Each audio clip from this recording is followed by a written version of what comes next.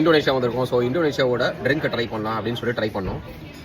Sir பாலியோட drink ஒன்று இருக்குது, try பண்ணுறீங்களா அப்படின்னு கேட்டாங்க. எடுத்துகிட்டு வாங்க, ட்ரிங்க் பேர் என்ன அப்படின்னு கேட்டேன். நான் அதை சொல்கிறத விட நீங்களே பாருங்கள்.